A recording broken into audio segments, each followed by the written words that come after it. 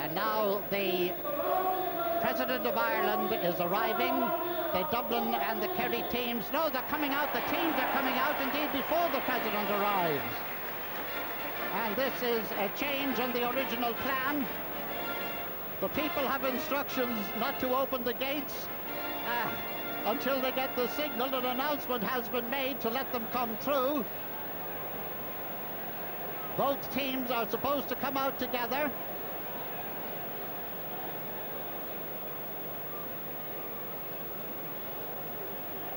And the gates are open, and here come Kerry.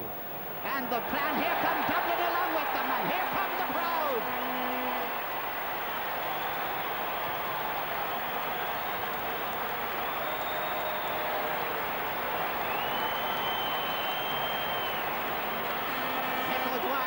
Through there, you saw him run through. There's Joe Cahan. How good it is to see Joe, who was ill about a week ago, and we had all kinds of rumours about him, but how good to see Joe Cahan here.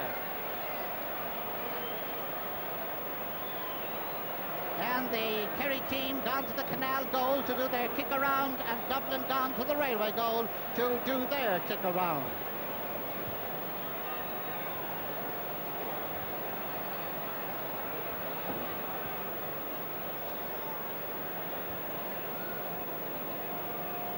There's a delay in the arrival of the President. I hope he has a ticket.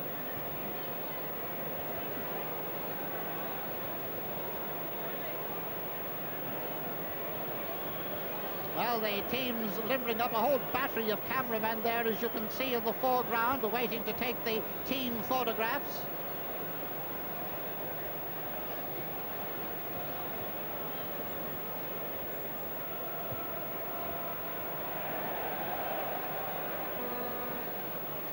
And we welcome Channel 4 viewers who have just joined us here at Croke Park for the All-Ireland Senior Football Final between Kerry and Dublin.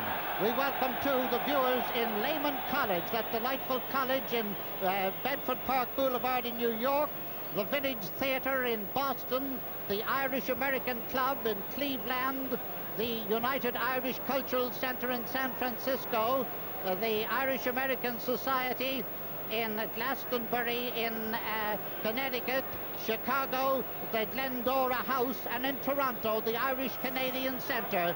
Centres of Irish interest all over the States and into Canada who have joined us for this big game. Charlie Nelligan there in the goal, the goalkeeper of Kerry, Charlie, who has played in 5 All-Irelands, and he's won 4. And there, of course, is Anton O'Toole. Anton O'Toole, who's played in 7 All-Irelands for Dublin. He retired from football. He came back, and he has won a total of 4 All-Irelands. He and Brian Mullins, the longest-serving men on the Dublin team. And there is Owen, the bomber, Liston. Bomber, who has played in 4 All-Irelands. He's won 3. He would have played in a 5th, but for an appendix operation that kept him on the sideline. And speaking of operation, there, of course, is Pat Spillane. Pat, who you can see the knee still bandaged up there. He was out of football for good and glory, but not if you have a heart like Pat Spillane. You don't believe what they tell you in that line. He's played in 5 All-Irelands. He's won 4, and he came on as a sub in 81 and in 82, 2 other occasions. And, of course, Jack O'Shea, the great Jack O'Shea. Jacko, who has played in 5 All-Irelands and has won 4. This undoubtedly is one of the greatest footballers of all time. And dancing backwards there, going back to his position, is Tom Spillane, the youngest of the 3 Spillanes. He's disappeared there. That's Jack O'Shea. And Jacko bouncing around in good form. There's Tom Spillane. Tom, who is the youngest of the 3 Spillane brothers who are playing on the Kerry team today. And there they are, and in there in the centre are, 4 from the right in the front row is Ambrose O'Donovan, the captain of the team from Niamh Gwilla. This is a man who had captaincy wished upon him, as it were, and for a while it looked as if he mightn't be the captain today. He is, and he's out there anxious to lead his team in an All-Ireland victory. So there you have them, the men from the kingdom. The Kerry, who have won no less than 27 All-Ireland titles. Ogie Morden rousing them there, keeping talking, keeping going, because these men are pent up, these men are anxious. And a cheer going up from the far side of the field, and they've caught, I've seen this before, they're bringing Mikey Sheehy out. Mick O'Dwyer saying, hold on there. This happened with Bomber Liston a few years ago, and there's Mikey coming over now. Mick O'Dwyer saying, this man must be in the picture, and the crowd agree.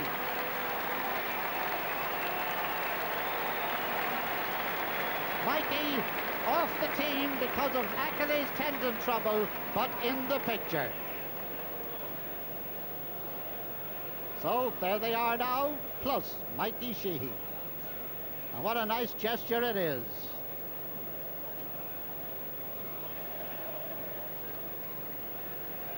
And so Kerry go back now to finish their limbering up. And the Dublin team kicking around down in front of Hill 16, in front of the railway goal on our left. And here is the Kerry team.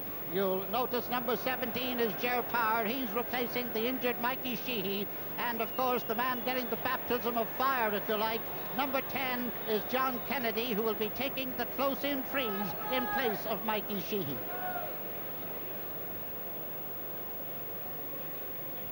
And here is Brian Mullins, the big man of the centre field of Dublin. Brian, who has played in 7 All-Irelands and has won 4. The entire Dublin team here, the champions. Can they retain their title? Dublin have won 21 titles in history. Kieran Duff there, right down the line there, Mick Holden, and the rest of the team, Jerry Hargan, John O'Leary, the goalkeeper. And there they are, the champions, out in defence of their title. Champions team plus subs. Tommy Drum there. This is something new with players. We noticed with Brian Mullins in the semi-final. Talking.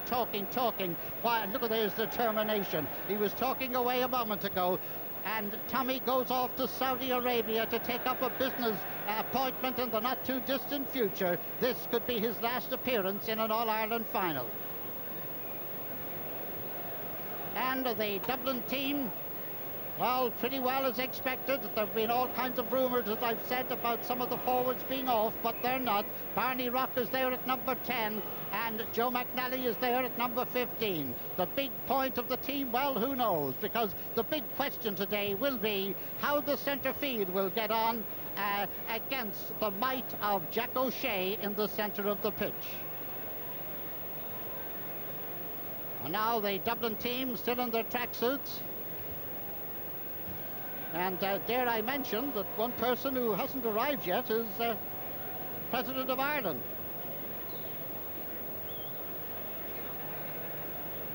But they are still anxiously waiting for him. Brian Mullins kicking around there. We've seen Brian before. And here's the fair-haired Mick Holden. Mick Holden, a converted footballer, if you like. Mick, who was and is a hurler, but switched over under pressure to become a defender. And now in the centre of the field, Tommy Drum on the left and Ambrose O'Donovan on the right there, and the referee Paddy Collins and the linesman, and another shake hands for the cameraman. Interesting, by the way, that Tommy Drum plays with Whitehall Column Kills, the same team that supplied the captain of the minor team that won the All-Ireland, beating Tipperary in the final just played before this game.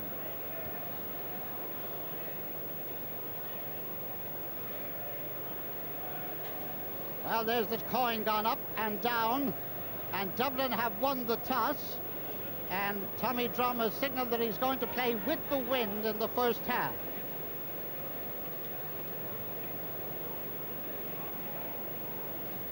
And so they're the group of officials who will be acting as linesman and referee in this centenary final. The minor game was Dublin 1 goal and 8, Tipperary 4 points. And now the teams are about to form up in front of the stand.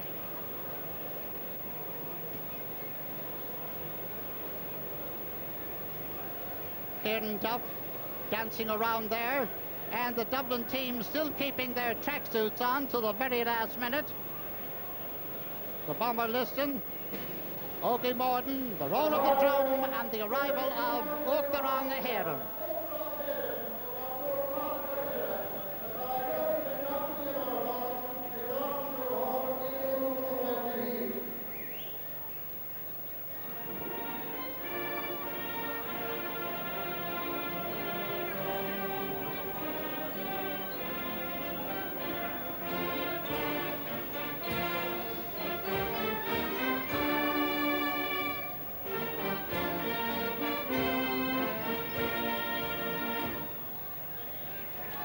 President Hillary is now being escorted down onto the field by the president of the GAA, Paddy Buggy, to be introduced to the captains and to the teams.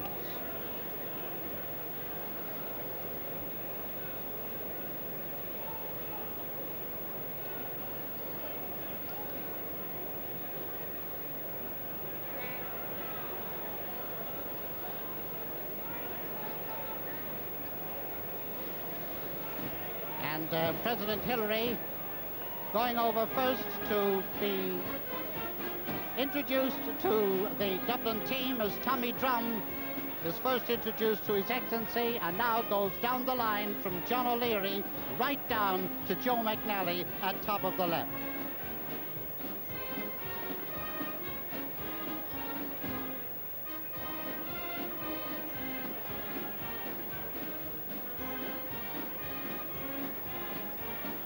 And now, having met the Dublin team, the president is greeted by the linesman and the referee, and now to Ambrose O'Donovan, the Kerry captain, who introduces John Egan, and all the way up to Charlie Nelligan at the end of the line.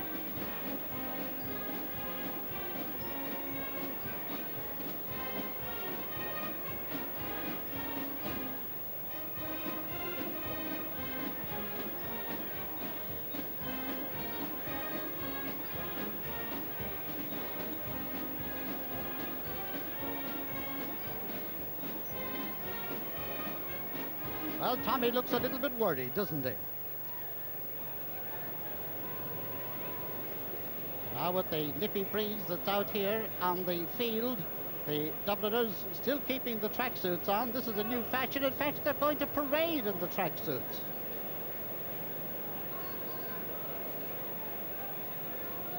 And so the teams form up behind the Artane band.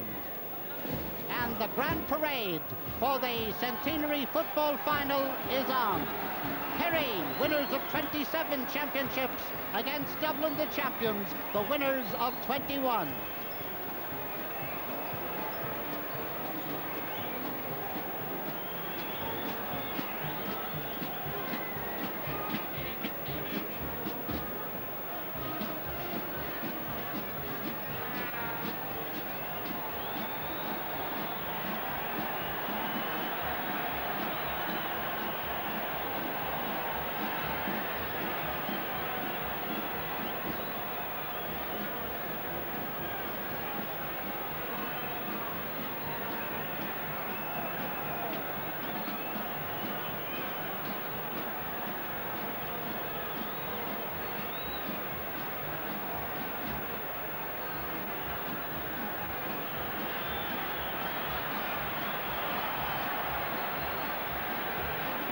As the band leads the parade up the far side of the field, they're going to parade right around the field. They're going to parade right in front of Hill 16. There's a small group. They're like warriors with the flag up over one of the advertisements up on the wall. But no, they're not going to parade all around as they had originally intended. They've taken a shortcut and are coming across into the centre.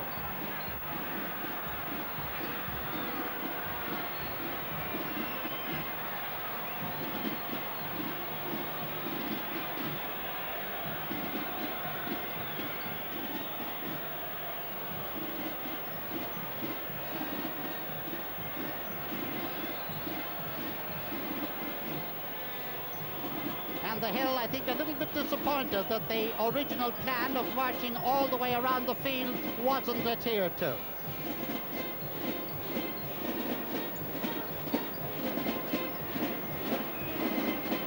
so the Artane band finished the parade. The backs have gone back into their positions with Kerry on our right and Dublin on our left. The forwards gone forward into their positions, and it won't be long before this most talked of all Ireland finals is on. Jack O'Shea, Jim Ronayne, Brian Mullins and Ambrose O'Donovan wishing one another well. And Paddy Collins wishing the same to them, and I'm sure they're wishing him well too.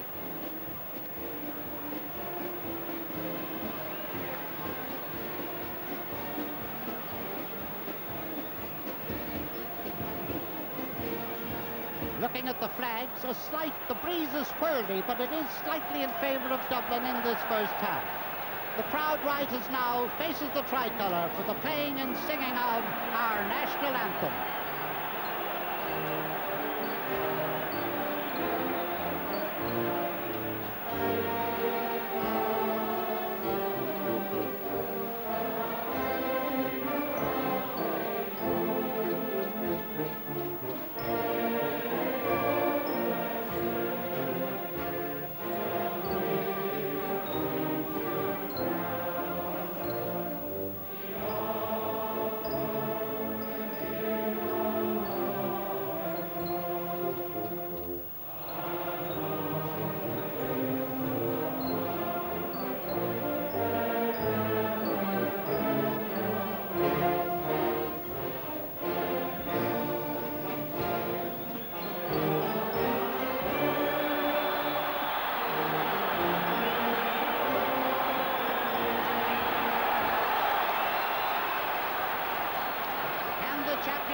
Retain their title. Can the mighty kingdom regain a title that's been theirs so often?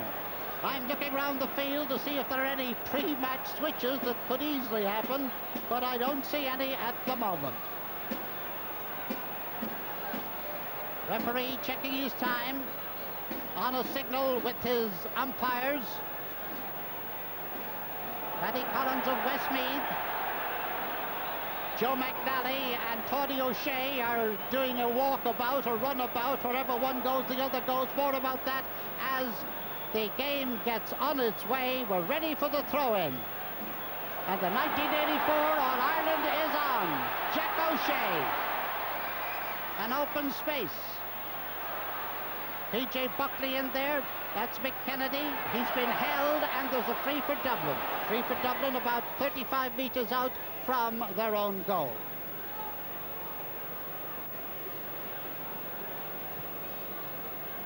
Ball coming back into where PJ Buckley is going to take it.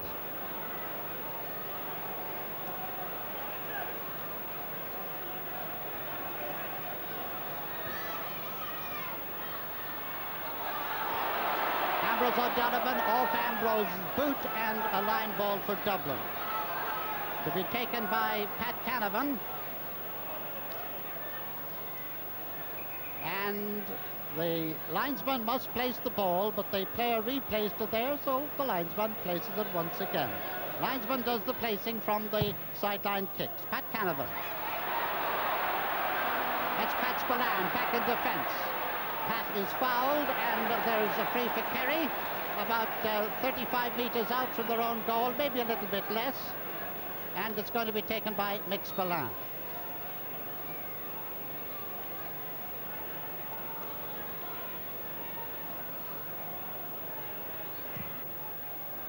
Right down the centre, and the bomber Liston judges it perfectly. He's going right through now. Jerry Hargan is after him, still the bomber.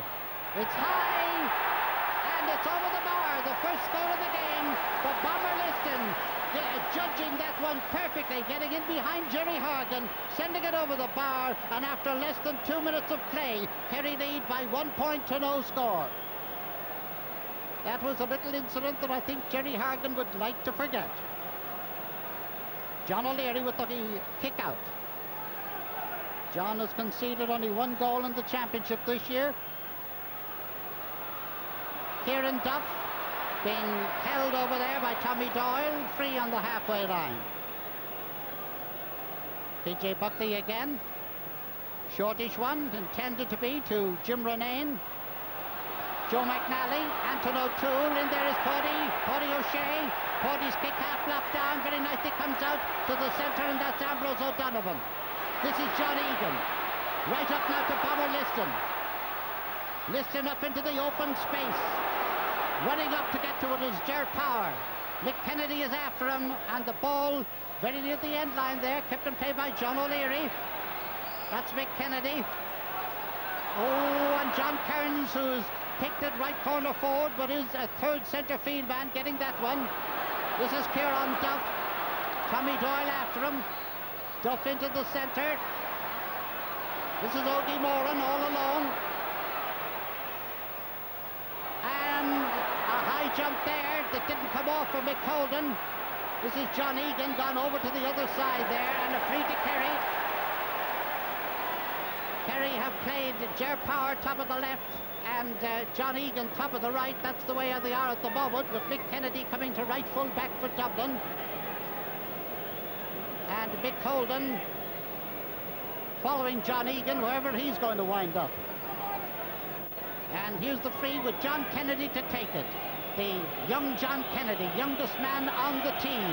This is his kick, and he gets it, but not to where he intended. Mick Holden, Jack O'Shea, and the Kerry man going through. And a high twirling shot there by John Kennedy that the wind caught it all right, but he didn't catch it quite the way he would have liked. Kerry 1 point, Dublin no score.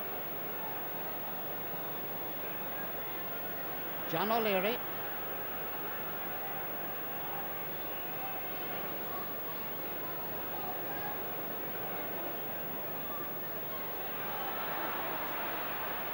Kieran Duff, fouled by Tommy Doyle.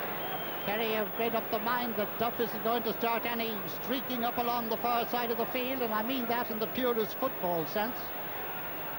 PJ Buckley. And this time Tommy Doyle outfields him, and Tommy Doyle is the ham in the sandwich. Referee Paddy Collins not letting any over-strenuous charges come into the game. And Kerry really moving now. Pat Spillane keeping it in play. Over there on the far side is Pat Canavan. Ball knocked down by Anton O'Toole, but it comes to Paudie O'Shea. Paudie up this side of the field. John Kennedy into an open space that's filled now by Dublin's Tommy Drum. There's a tension in this game. Ambrose O'Donovan. Way out to the far side. Ger Power is held. Ger Power is held, and the referee awards a free to Kerry, dead straight in front of the goal. And a lot of discussion as to what's going to happen or who's going to take it, but I'm sure it'll be John Kennedy again. John with a whistling hill at him, and he sends it over. A bar for another point. A point by John Kennedy, making it Kerry 2 points, Dublin no score.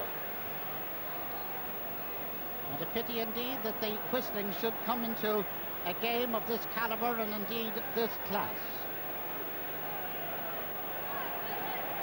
Ryan Mullins out centre field. Is it going to come his way?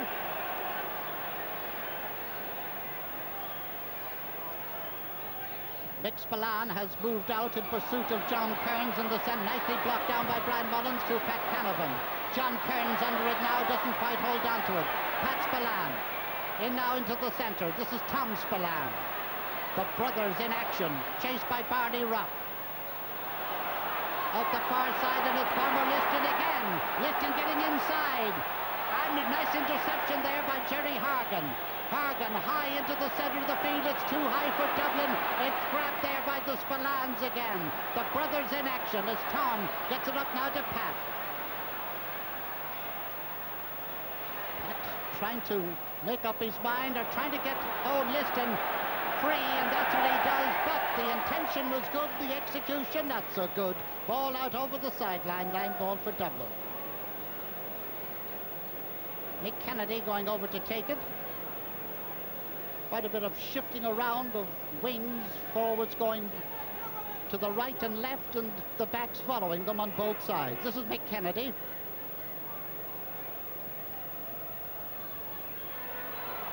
And the ball brought out over the sideline there by John Kearns.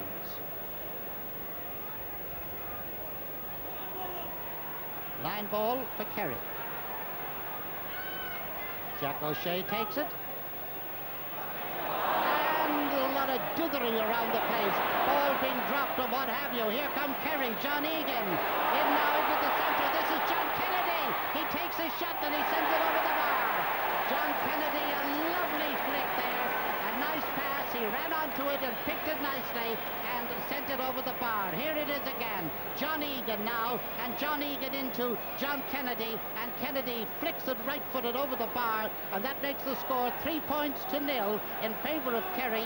2 of the 3 scored by John Kennedy. John O'Leary with the kick out. Straight down the middle. Ball fisted down. John Kearns gets it. Fists it. And the Kerry men seem to be much quicker off the mark, going for the ball. This is Tommy Doyle going up the wing. Tommy Conroy after him. This is John Egan, the architect of so many scores. Into the goal mouth, John O'Leary. P.J. Buckley, Pat Canavan. Pat Spillane is after him. Canavan, a well-placed ball to Kieran Duff, who's come down the wrong wing, if you like, to get it. It kicks the ball more or less to where he should have been himself, if you like, and Shawnee Walsh gets it. The whole Kerry team way up into the Dublin half now. This is Ogie Moran. Dangerous ball. Grabbed by Tommy Drum. Cleared out to Tommy Conroy. As I say, a lot of dithering. Balls being kicked out over the sideline like that without any reason whatsoever. Players dropping the ball, and both teams certainly suffering from nerves at this stage. But Kerry leading 3-0 score. It's that man again, but now Brian Mullins gets in and beats Owen Liston. Up now to Anton O'Toole. Over now to the far side, and it's Jack O'Shea. Jack O'Shea getting it down to John Kennedy. The other Kennedy comes out and tries to get to him, but it's John Kennedy of Kerry. John trying to find where he's going to put it, in towards John Egan. John Egan up into the corner now, and it is sent out over the end line and wide by John Kennedy. The score 3-0 score. And Kerry, the definite leaders, doing most of the pressing. Anton O'Toole seems to have come out the field and is being followed by Sean Walsh. Joe McNally moving into the centre. He's been followed by Paddy O'Shea, and now they do a reverse. As I say, this is like a game of drafts or chess, the way they're moving around. Each player watching his opponent. Ball grabbed there in the centre by John Kearns, by Jim Renane. Jim Renane way up the field. Out comes Shawnee Walsh, fists the ball down. A collision there between 2 players. This is Ambrose O'Donovan. Ambrose over to the far side of the field. Kieran Duff getting there. Trying to make up his mind what he's going to do with it. One of the Dublin men down injured over on this side from that clash of a moment ago. Tommy Conroy trying to get through. Left-footed high shot that's gone to the left, and it's gone wide, and the score remains 3 points for Kerry, no score for Dublin. Tommy Conroy, the one that's down, Tommy Conroy, the kicker, and Anton O'Toole, the man who's down.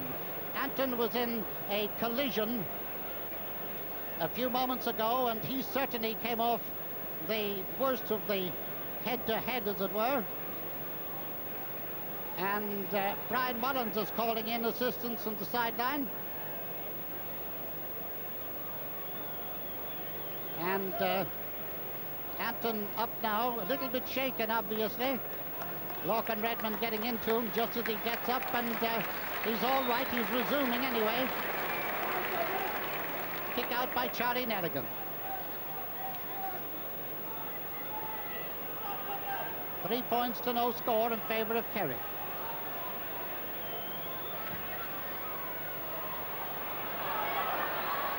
John Kearns doing very well in the centre of the field with his high jumping. And a nice block down there by Shawnee Walsh, Pat Canavan, Anton O'Toole.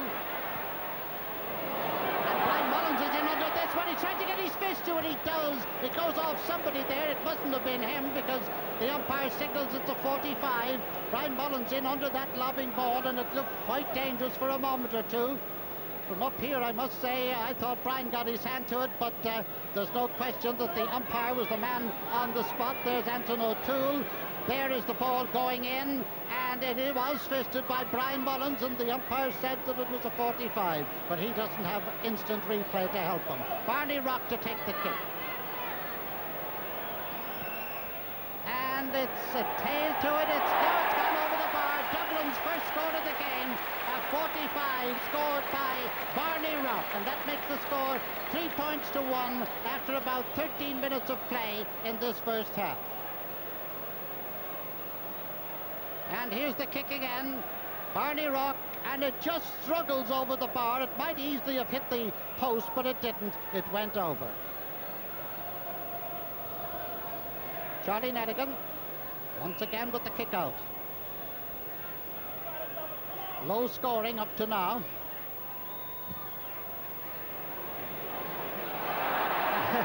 And the referee has penalised Jerry Hargan for a tackle. In fact, he is having a word with Jerry Hargan. It wasn't a dirty tackle. It was one of those personal foul tackles on Owen Liston. And Owen gone up now, and in case the play starts rather quickly, Brian Mullins has gone in to stand beside him. So Brian is 1 minute of full forward, the next minute of full back. Jerry Hargan's back in there now. This is Jack O'Shea. Short one to Pat Spillane. Back to Jack O'Shea. Slightly fumble there, and a full-hearted tackle there. And Mick Holden is appealing that he didn't do anything wrong. A free for Kerry. Here it is. There is Jack O'Shea, and Jack goes down, and a free to Kerry. 3 points to 1 in favour of Kerry. And the free to be taken by, not by Jack, but by John Kennedy. And the whistle starts again. And again, maybe it's affecting him, I don't know, but he did miss that one too. And Kerry lead by 3 points to 1. And Ogie Morton probably saying, don't worry, John, it'll all come right.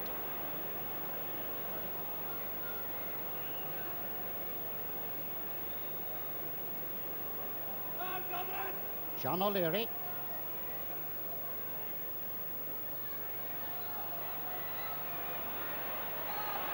Mick Kennedy. A bit hard for Joe McNally, but gone out is Anton O'Toole. Anton is keeping it in play. This is John Kearns. Kearns, a high lobbing, curling shot. I don't know what it was intended for, but it went wide. 3 points to 1, Kerry leading, and Charlie Nedigan smiling the smile of relief.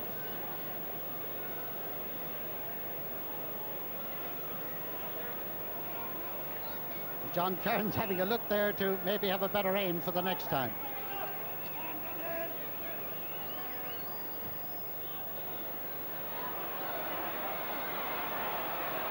Owen Liston playing an additional centre field role. He has been grabbing that ball and was tackled and fouled. He's not playing his usual in the full forward and wandering around the forward division. He's wandering around everywhere. This is Gerald Lynch. This is Tom Spillane. Jack O'Shea. Out to the wing to Pat Spillane. Bamboozling the way through. Pat takes a shot and sends it over the bar. A bamboozling piece of football finished by this man. One of the men from Clonmel, Pat Spillane. And here it is now. There's Pat Spillane in possession. Little bit of toe to hand. And he takes his kick. The build-up had all come before that. That was the kick.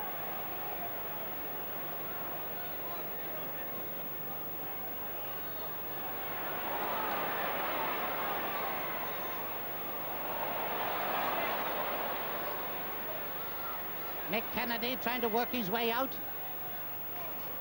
Eventually cleared up by Tommy Drum. And a free to Dublin.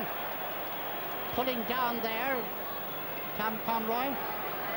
Free to Barney Rock, just outside the 45-yard line.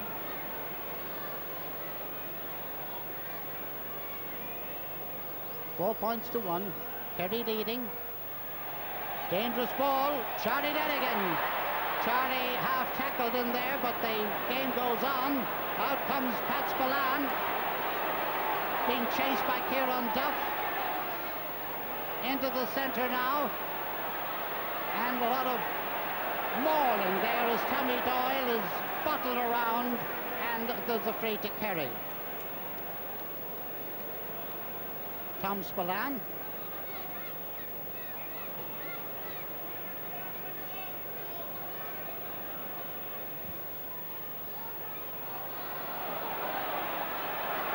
And this time the bomber brings it down to Tommy Drum. Tommy up now towards Barney Rock. Barney tips it in, an intended one into the inside. Ger Lynch with it.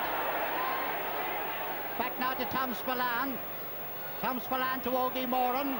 Ogie is fouled by Joe McNally by putting his arm around him, and there is a free, and the referee having a word with Joe McNally, and Joe definitely put his arm around him there. I don't think there was any doubt. There was nothing nasty or anything about it, just to hold up the progress.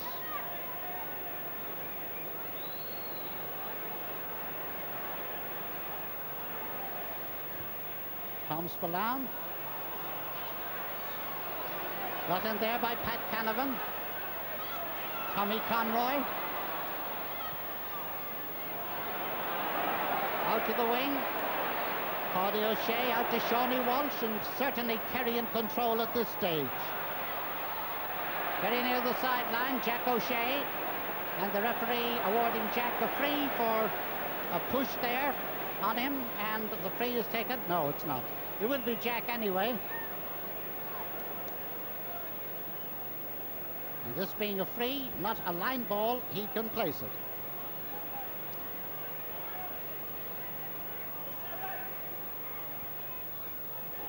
Oh, a lovely ball.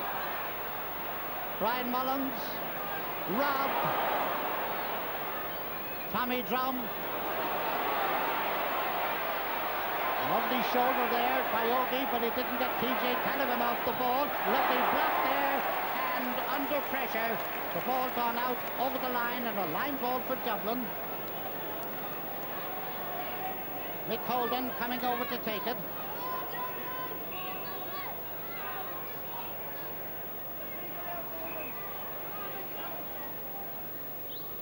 And Brian Mullins has got a knock on the side of the head. Referee having a look at the part of his head that isn't too well covered. You can see he's got a knock along the side of the neck there.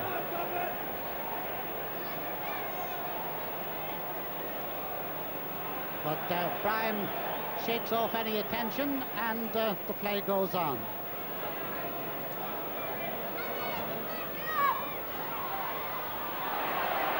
Ambrose O'Donovan. Mick Holden. Extraordinary the way they can't hold the ball, but Mick gets a second bite at the cherry. Nicely fielded now by Tommy Conroy. Kieran Duff getting into the centre. His way bottled up, he's held, and there's a free for Dublin. About 25 metres out from the Kerry goal. And Tom Spillane is trying to explain, but not Tom, it's Tommy Doyle who's trying to explain that he didn't do whatever he was supposed to do. And the referee, I think, has put his name in the book for a personal foul. That's the first one that's gone in, if it's gone in. This is Barney Rock.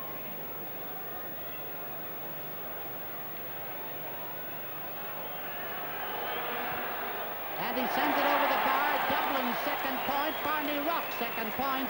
Barney came into this game with 4 goals and 19 points to his credit, way out ahead of anybody else in the scoring in the championship, and he's added 2 more points now.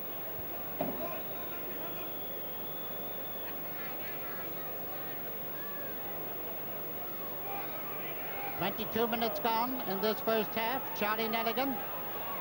Kerry leading by 4 points to 2. They've had an awful lot of field superiority. Jack O'Shea running back there with judgment, running back behind the other players, gauging it perfectly. And a free for Tommy Doyle. And the referee moving it up because of some criticism from some of the Dublin players.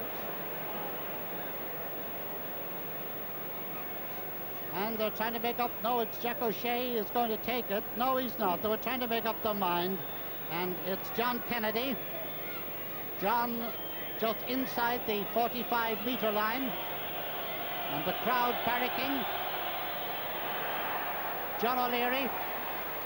Typical short, well-placed John O'Leary pass to Mick Holden.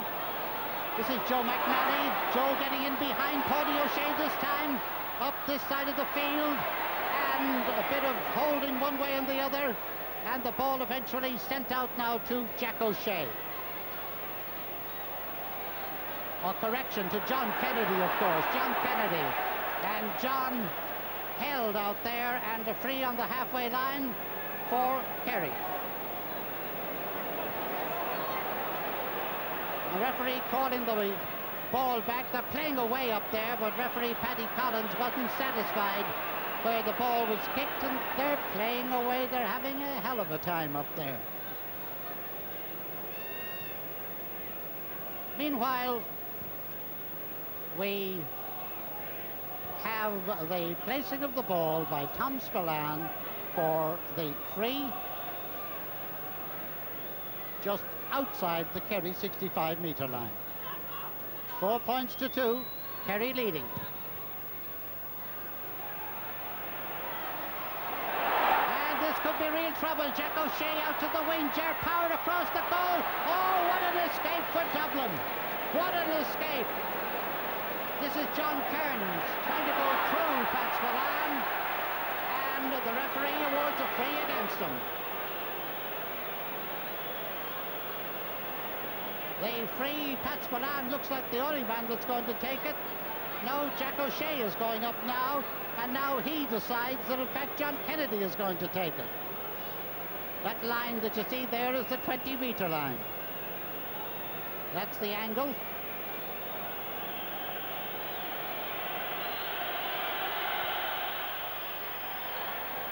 Brian Mullins bringing it down in there, and straight out to Pat Spillane. Pat Spillane straight in, and over the bar for another Kerry point. Pat Spillane, his second point, and the score now, Kerry 5 points, Dublin 2. Well, how near that was for a goal for Kerry. Here was the ball coming in there. Jack O'Shea out now to Ger Power. The goal is temporarily empty, and just in there in time is Jerry Hargan to take it out. 5 points to 2, Kerry leading.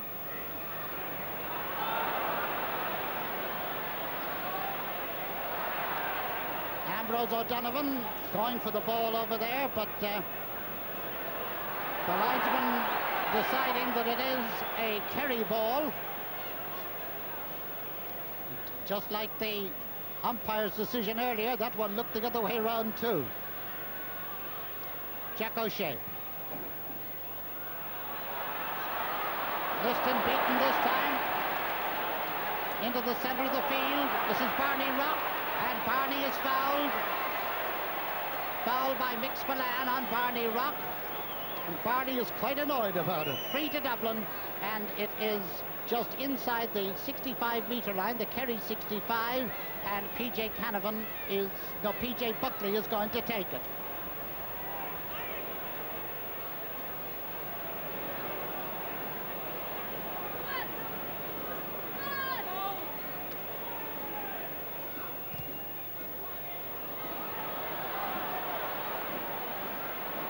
Joe McNally, Tommy Conroy, high over the bar, and a point by Tommy Conroy, taking the opportunity as it came his way. No time to steady and aim, just kick. That makes the score. Kerry 5 points, Dublin 3 points. And here it is, going out to Tommy, and he just turned and kicked, and over it went. You could hear the crowd rising with the anticipation as the ball left his boot, and it's 5-3.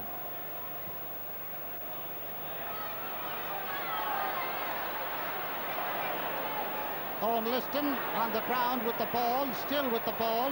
Gets it out now to Ogie Morden. He's tackled by John Kearns. And the referee penalises Ogie Morden for holding onto the ball too long. Dublin, who seem to be lethargic for quite a while, they're all anxious to take this free. There are about 4 of them around it. But it is going to be a PJ Buckley free. Just on the 65-metre line.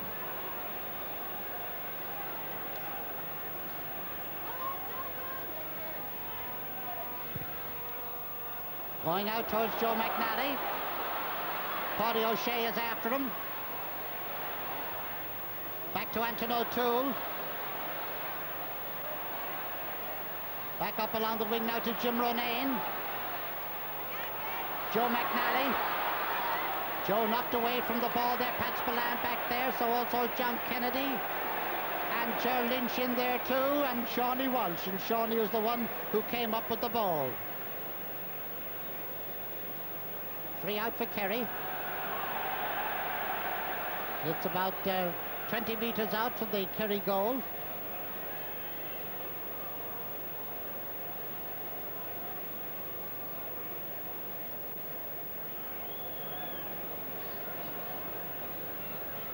Here's Charlie now.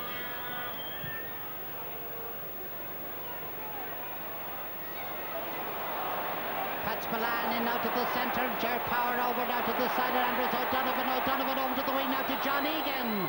John Egan and Mick Holden. Mick Holden is penalised and free to Kerry from the 13-metre line, and John Kennedy will take it.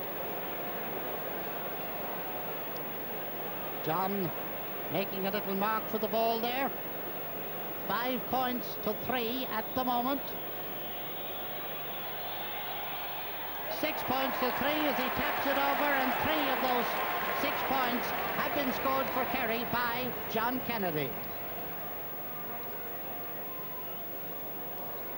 And the Ballylongford man certainly keeping up the tradition of that part of Kerry. This is the Niamh Gilla man in the centre, Ambrose O'Donovan.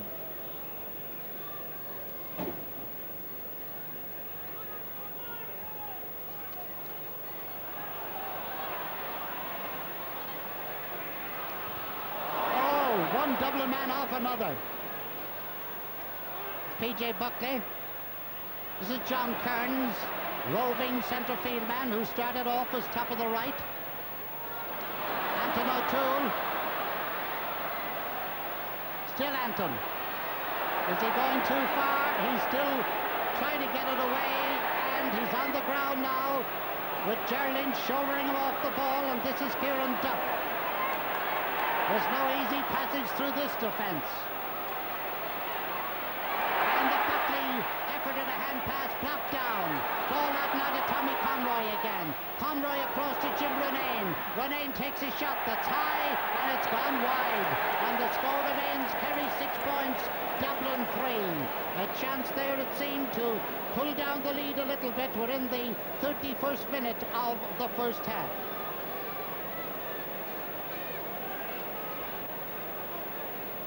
Charlie Nelligan to take the kick out. Straight down the centre. Tommy Conroy having a very busy day indeed. To Anton O'Toole. Anton O'Toole's trying to get it into Brian Mullins, nicely intercepted, but Anton's still in possession. Left-footed, high, and just barely wide. Score remains Kerry 6, Dublin 3, and Dublin missing 2 chances in the last minute or so. Still a game in which each player seems to have too much respect, if you like, for the opposition.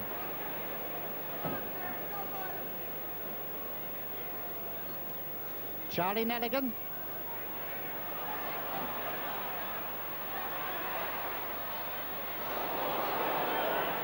Brian Mullins gets the better of the dithering there, out now to the wing.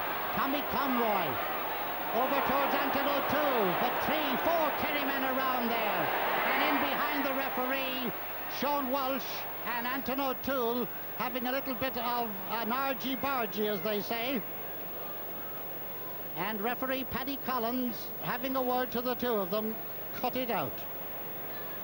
And he will no doubt throw in the ball, will hop it here. If it ever gets down, it's a hop, but if he throws it up, it's a throw-in. So, here on Duff, up now to Pat Canavan. And Canavan, the ball knocked out of his hand. The Kerry men a great adept at this today. And away come Kerry now. Tommy Doyle knocked off it there by Brian Mullins. Brian Mullins low. Shawnee Walsh. Shawnee Walsh out to the far side. And this is Ger Power, 50 yards from his own goal. And he fits it into the centre to Ambrose O'Donovan. O'Donovan right-footed over to this side. And coming out to get it now is John Egan. John tackled the third time. And the referee awards a free to Kerry for a foul there by Jim Renane.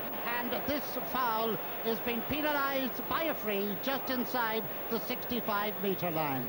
And here it is again. There is the foul, and just in case there wasn't the first, there's the second, and here's the free. And Jack O'Shea is going to take it.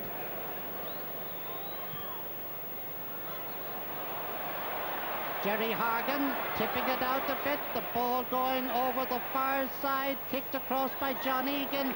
Got over here and away come Dublin again, but no, they're not, because Pat Spillane comes nipping in. And Pat takes a shot. It's high, and it's over the bar. What a lovely shot by Pat Spillane. His third point, and look at the delight on his face. The score, Kerry 7, Dublin 3. And to think that a couple of years ago they said he'd never played football again. Tommy Conroy for Dublin. Out now to Jim Renane.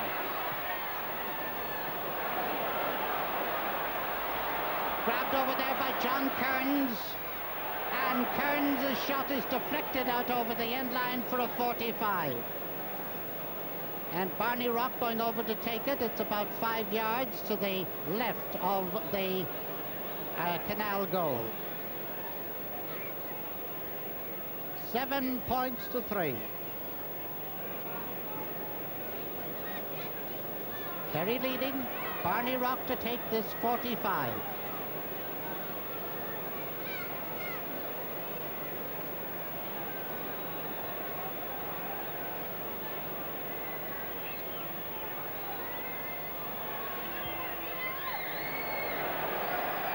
It too has gone wide.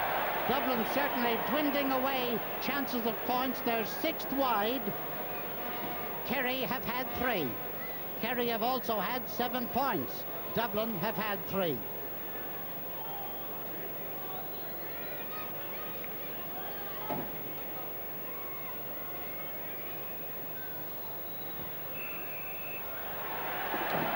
And there goes the half-time whistle as the ball lands into the centre of the field.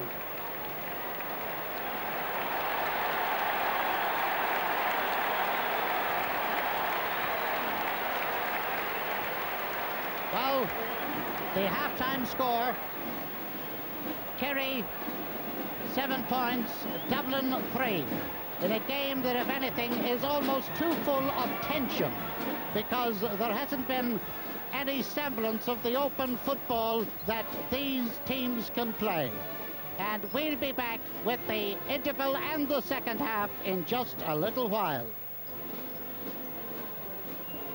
You know, that first half, for me anyway, it never really ignited. It didn't get going. But there was one particular incident in it that I think is a very memorable one. A point scored by Pat Spillane. Just watch this for the brilliance of the man. As the ball is fisted out, an alleged clearance or an intended clearance. But in comes Pat Spillane, knocking the ball away, steadying, taking a look, and taking a high shot, reminiscent of a point he scored back in 1975. What a great player he is.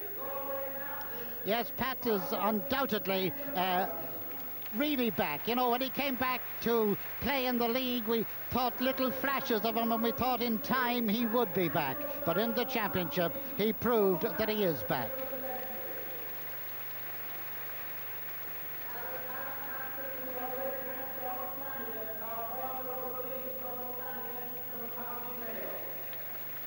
And the Artane band are formed out there in the centre of the field, and in the background you can hear Miolomar Hertig making the various announcements to do with the presentation of the team of the century. And those that are already there is the representative of Dan O'Keefe there on the right, Enda Cullen of Galway, the great Paddy O'Brien there, third from the right, and he is followed by Sean Flanagan of Mayo. And then there's Sean Murphy of Kerry just alongside him. And of course the son of John Joe Riley, the great Cavan captain and star, just representing the late John Joe there. And a man that certainly deserves a full acclaim is Stephen White of Louth, who's taking his position. And the next man to come along is Mick O'Connell of Kerry. And well, the next man on the team of the century is Jack O'Shea, and he's been represented by his wife Mary. And now the next one we will come to is one of the speed stars of football, and that was of course Down's Sean O'Neill. It's Sean just coming along there to join alongside Mary O'Shea. The great, very great Sean Purcell of Galway coming in next. And the man after him should be Pat Spillane, but Pat isn't there because he's doing rather well in an All-Ireland final. He's being represented by his sister. And then Mikey Sheehy, the late Tom Langan, and Kevin Heffernan will bring up the rear of this team of the century.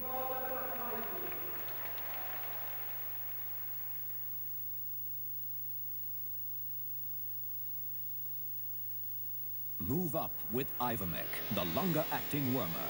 One simple low-volume injection kills roundworms, even inhibited osteotagia, lungworms, lice, mange mites and warbles, giving unsurpassed control for all your cattle. Move up with Ivermec from MSD AgVet, working better and longer for you. Thank goodness for breakfast time, for the morning cup of tea, for the homemade taste, for his magic recipe.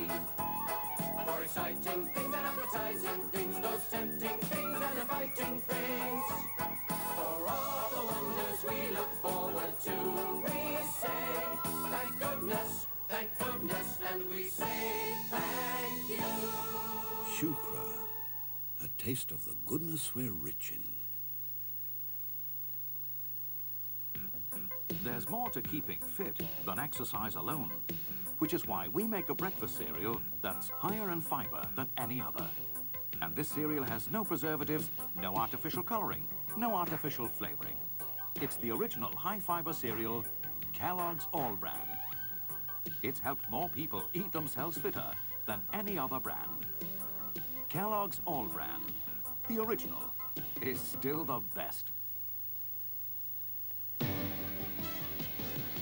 On the beach and in the sun, the real thing is so much fun. For the times of your life and the things that you do, Coke is right there with you. Coke is it when you want to feel really fresh. Coke is it, and when you're thirsting for the best. Coke is it, the biggest taste you'll ever get. Coke is it. Coke is it.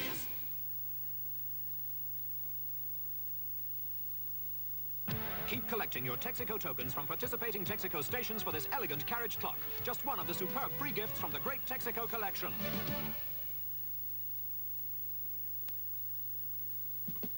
Now at Cleary's, the Irish Fashion Group, with their very latest autumn looks and a chance to get a free outfit. Paint here the Coronach. Le lanier fudati. It's fiala me. This is the new Ford Orion L. And like every Ford Orion, it's an extremely well-equipped car with an enormous capacity for luggage. It also possesses an admirable turn of foot. Available in petrol and diesel engines, the 1.6 diesel delivers up to 72.3 miles per gallon. The new Orion L. As you can see, the family is now complete.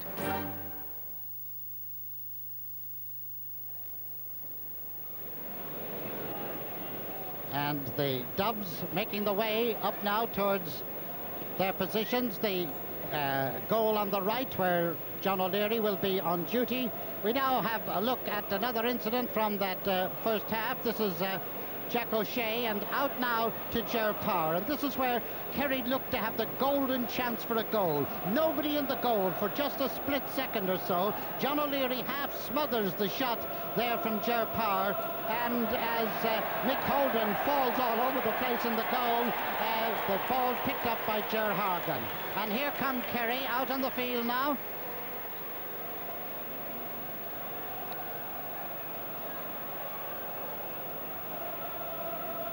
And their team of subs. Charlie Nedigan going up to his goal, which in this half will be at the railway end, in front of Hill 16.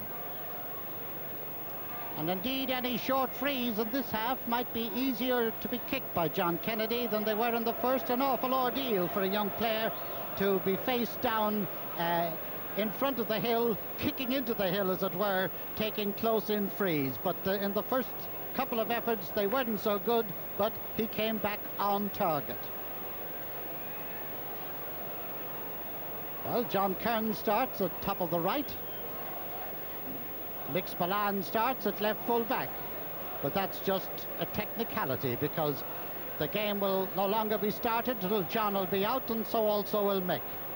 Brian Mullins, Jim Renane, Jack O'Shea, Ambrose O'Donovan.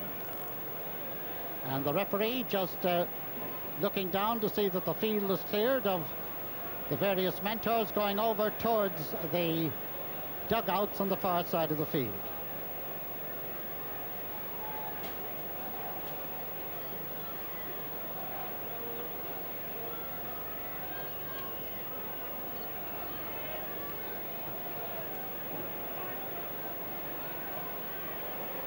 Well, he seems to be almost satisfied now. The last straggler is disappearing on the far side of the field, off the field. On Liston, Jerry Hargan, one of the great clashes of the day. Oh, and already having a look at the goal.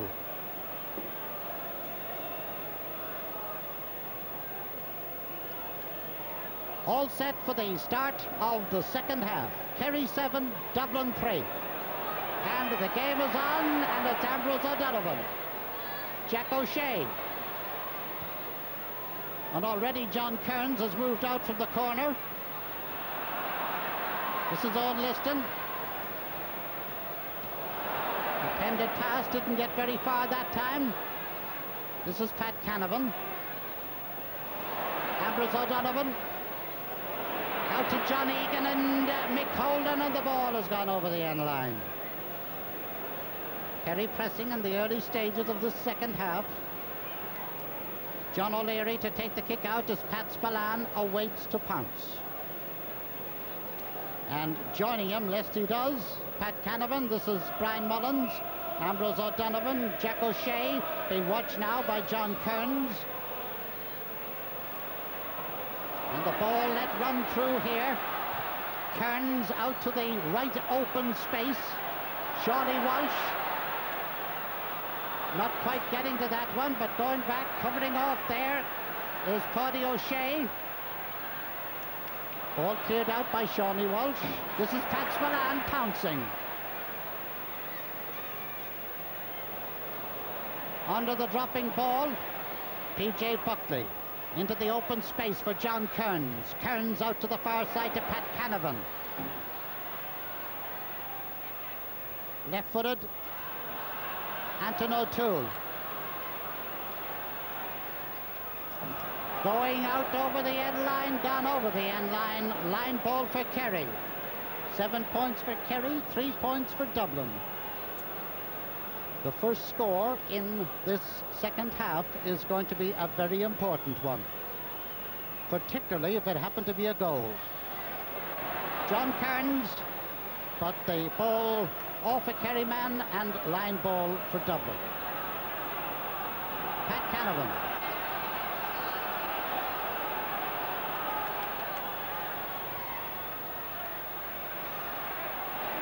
John Kearns not quite holding on to that one. Ambrose O'Donovan. Tommy Doyle. Kieran Duff penalised for tripping him, and there's a free for Kerry.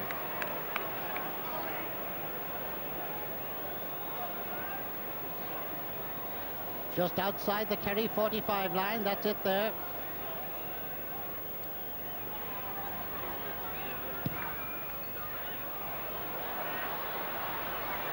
Mick Holden gone back to sweep it up there.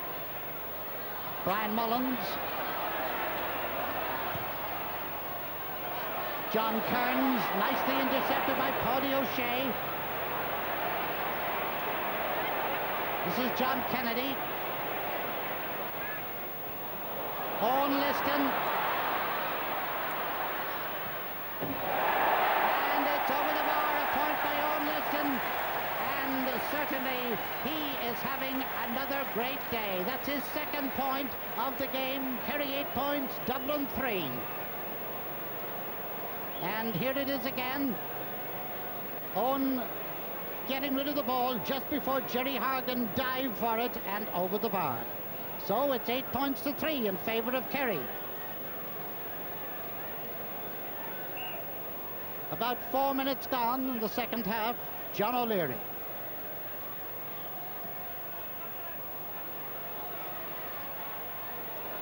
Barney Rock. Barney Rock held in the free for Dublin. Halfway line.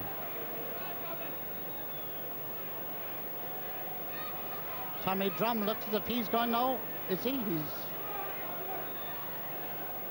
No, it's PJ Buckley. PJ Buckley is going to take it. They were just trying to make up their mind who was going to do it. And PJ looks as if he's going to have a good long one at this. Yes.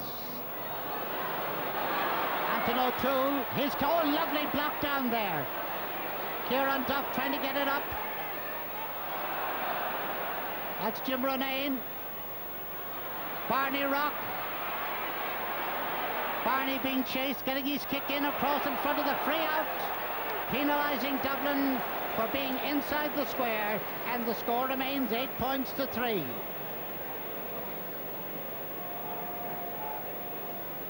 Charlie Nedigan. Kieran Duff and Tommy Doyle standing shoulder to shoulder unless the ball come their way. And here now is Charlie. Brian Mullins fielding well in the centre of the field. And Tommy Conroy can't get to that one. Line ball for Kerry. Jack O'Shea.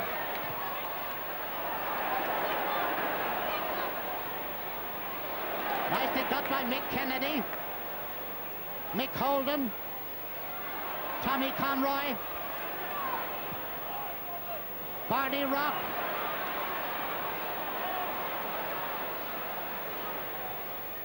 And straight into the arms of the waiting Pat Spillane. Jack O'Shea.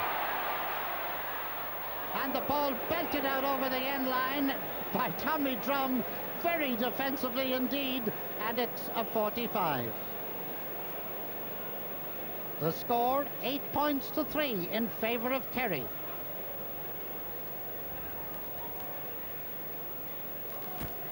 John Kennedy is going to take it. Slightly to the right of the goal on the right.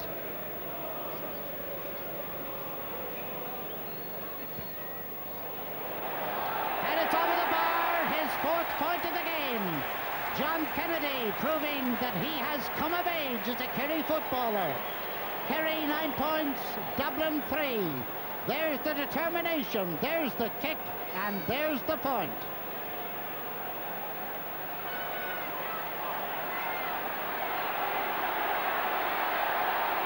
And the crowd beginning to get behind the teams. I thought they'd all gone home for a while.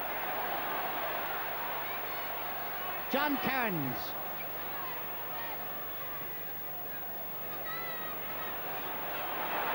Shawnee Walsh. Ger Power and Mick Kennedy going for it. Ger Power gets to it. Still Ger Power. Mick Kennedy after him. Intercepted there by Mick Holdham. Jack O'Shea. Still Jack O'Shea, beaten by Brian Mullins, and in comes John Kearns now. Back to Mick Kennedy. Some rather hard tackling there, or would-be tackling.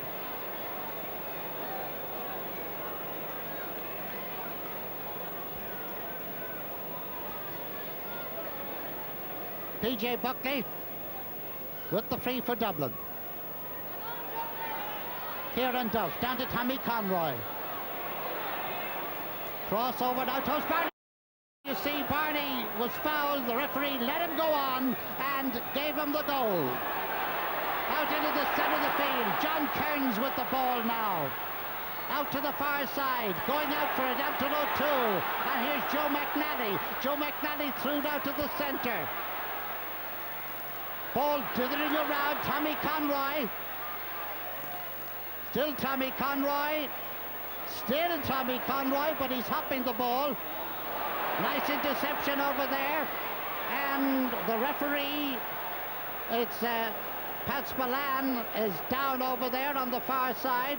Referee has called for the ball.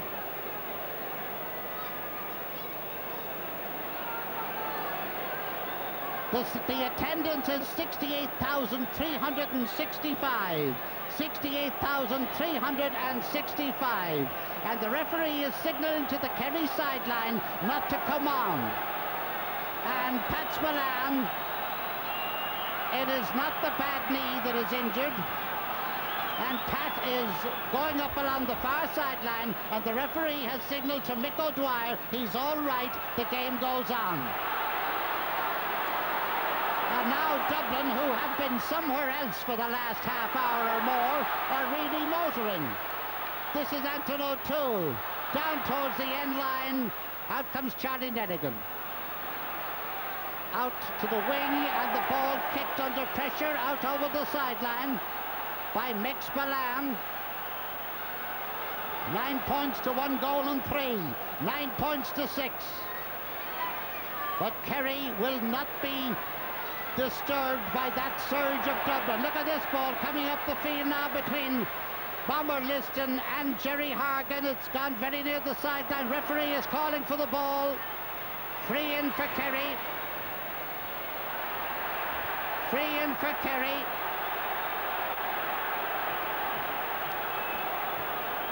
Mick Kennedy and John Egan having a little bit of a to-do there. Free to Kerry to be taken by John Kennedy.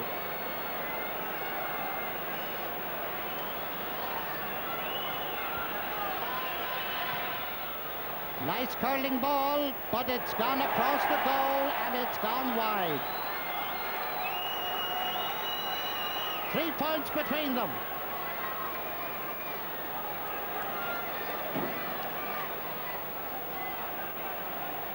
John O'Leary with the kick out for Dublin.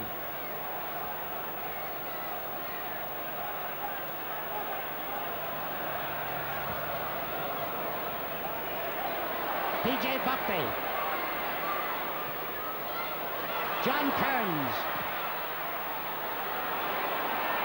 Nicely got there by Tom Spillane. John Egan coming out. John Kennedy. And out over the end line and wide. Score remains Kerry 9 points, Dublin 1 goal and 3, low scoring.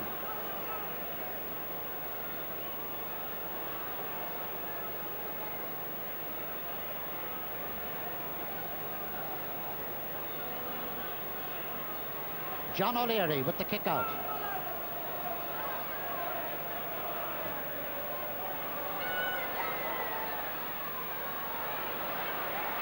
And two Kerry men crashing there. Jack O'Shea in possession, a high one, and this one has gone wide. And Kerry having their wides now around this goal on the right, just as Dublin had in the first half. Kerry have had 4 wides down at that goal in this half, and Dublin have had no wides at the other end. Kerry have had 9 points, Dublin 1 goal and 3. That's 6 points. 3 points between them. Nice high fielding by himself. And the referee has awarded a free to Kerry from 45 metres out. Pat Spillane standing out there with his hand up. I don't know what he's signalling to. In fact, that they're calling Paddy O'Shea. Yeah, the idea was to call Paddy O'Shea up to take the free. He's taking it. Paddy journeying all the way up. Paddy with that extraordinary record that he's holding today too. This is his 8th All-Ireland final, and he has only conceded 1 point to his opponent in all those finals. Into the goal mouth, John O'Leary. P.J. Buckley. Joe McNally going for it. He's away up in the centre of the field, but it's gone out over the sideline. Line ball for Kerry. Jack O'Shea. Kicked away there from Ger Power by Tommy Drum.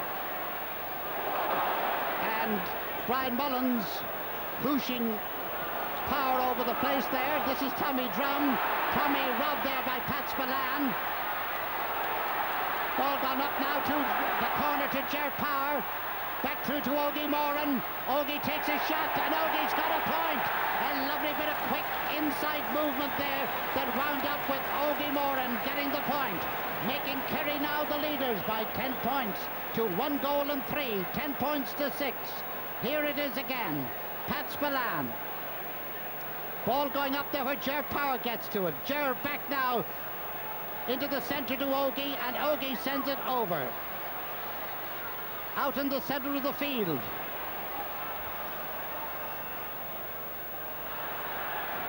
Pat Canavan under severe pressure over there. John Kearns. And McNally getting it behind Paddy O'Shea this time. Steadying himself up to Kieran Duff. Duff on the ground, slips there. Tommy Doyle with it now. Joe McNally holding on to him to see that he doesn't get out, but in doing so, conceding a free.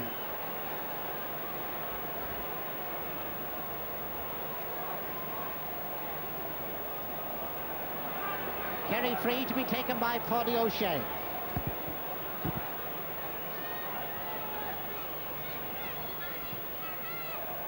Out towards this side, towards the sideline. Brian Mullins gets his hand to it, but it's held by Ger Lynch. Ger Lynch for Kerry. Up to Ger Power.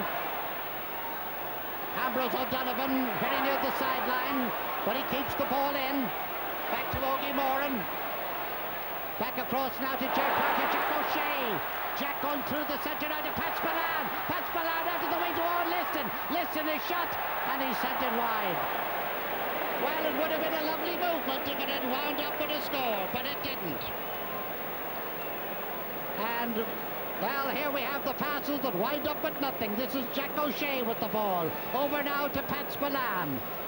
Pat Spillane fisting it out to the wing to Owen Liston. Owen Liston, his shot, and it's gone wide, but the referee has awarded a free to Kerry.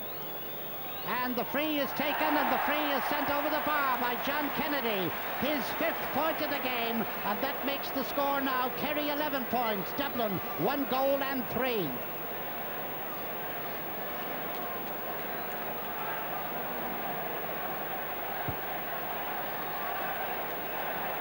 And there's a sub coming on for Dublin, and we follow that now as the substitute who has come on is Maurice O'Callaghan. Maurice O'Callaghan is on, and Joe McNally has gone off the Dublin team.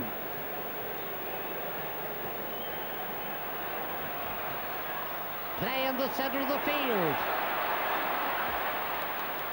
Jack O'Shea.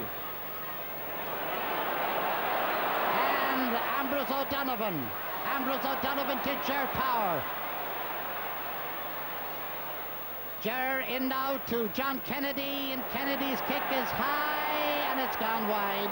Score remains 11 points for Kerry, 1 goal and 3 for Dublin. Maurice O'Callaghan has gone in as top of the left.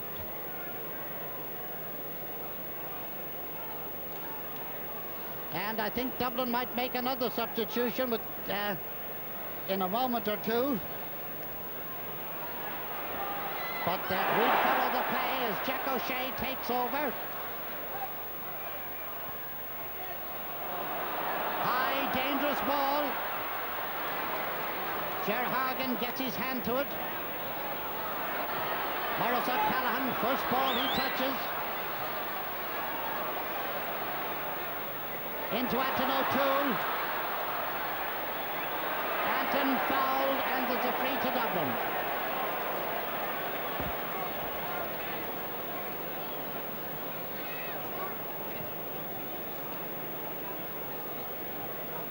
And Barney Rock is going to take this free.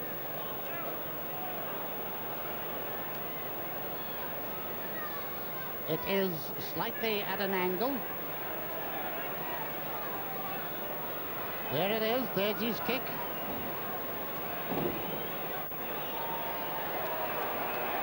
Standing still, curling in, and it's over the bar for a point for Barney Rock and for Dublin, narrowing the gap, but the gap is still a big one. Kerry 11 points, Dublin 1 goal and 4, 11 points to 7. Barney Rock the scorer of that, and he has scored a goal and 3 of the Dublin's total of a goal and 4. Just looking around the centre of the field, there are centre field men running all around the place. This is Pat Canavan. Anton O'Toole trying to get it before it gets over the line. He hasn't succeeded. Line ball for Kerry. Shawnee Walsh doing a right job as full-back today.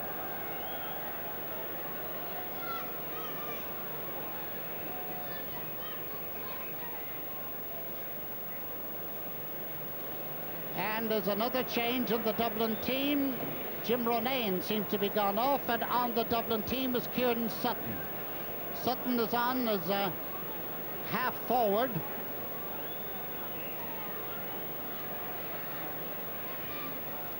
Line ball kick to the far side. Brian Mullins a punch down the field. John Sutton and Kieran Duff getting this one. Trying to get in behind his man. This is Tommy Conroy. Conroy trying to get it up. Trying to get rid of it now. And the referee awards Dublin a free. A free dead straight in front of the goal. Barney Rock to take at the score. 11 points for Kerry, 1 goal and 4, 7 points for Dublin, and 21 minutes of the 35 gone in this second half. A little pat on the rear end of good wishes from Brian Mullins as he goes by. The little jig and then the kick. Barney's kick is high, it's blocked down in the goal mouth there, and under pressure, the defence gets it up and it comes out to Barney Rock. He takes another shot. This time there's no mistake, it's over the bar. And Barney, come on, he says, trying to rouse his team as Kerry lead 11 points to Dublin's 1-5. 11 points to 8. 3 points between them.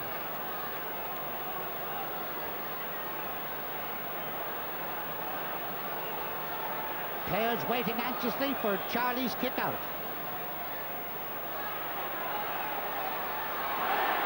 By Jerry Hargan. Out over the sideline, line ball for Kerry.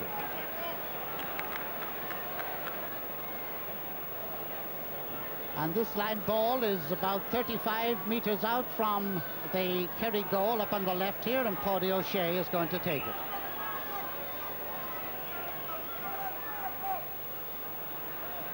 Tipped back in there. Cleared out by Tom Spillane. This is Ger Power, who's moved out into the half line. This is John Kennedy, who's moved over to the far side. This is Pat Spillane, who's still out there. Still out there in his own wing. Or is it? A lovely kick, a lovely point! Oh, what a beautiful point! That's his 4th point of the game. Another picture point by Pat Spillane.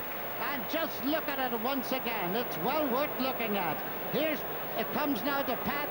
He's tackled by Mick Holden. He puts Mick Holden going the wrong way, and he sends it over the bar. 12 points for Kerry, 1-5 for Dublin.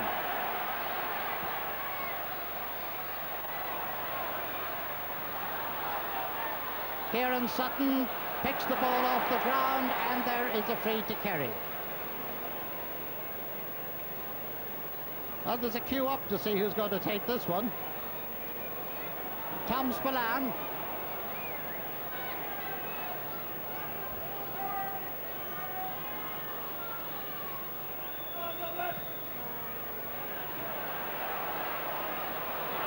And Bernie Rock is down injured from a knock up here, away up on the right-hand side. Mick Holden telling him, get up and get up there. Get up. Yes, indeed. What a pity more players wouldn't react like that. Mick Holden says there's a job to be done. Get up and do it. But Barney certainly not looking too happy over that knock that he got.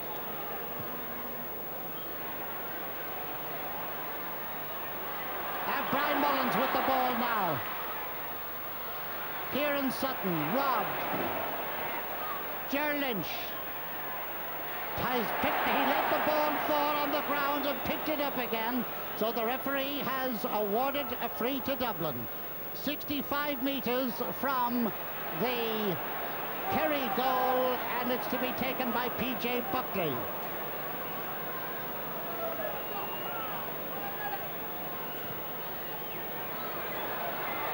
Fisted a little bit further in. Out come Kerry again. Paddy O'Shea. Back in now to Tom Spillane.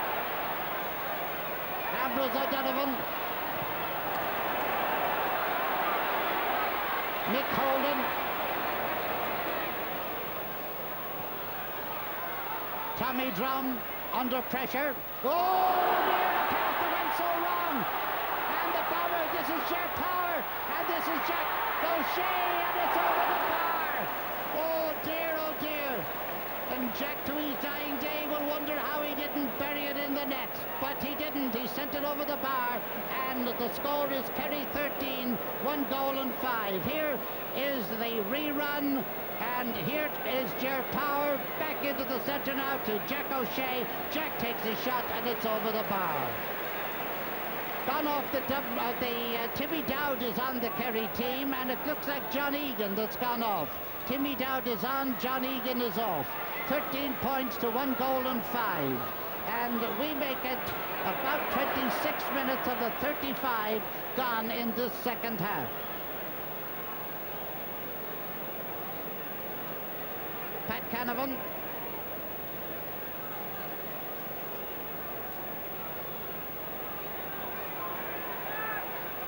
Shortish one. John Kearns.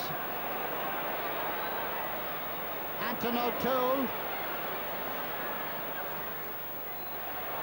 Way over, Kieran Sutton going up for it, fisted towards the goal. It's still in and around the goal, and it's gone out, and the umpire signals that it is a 45.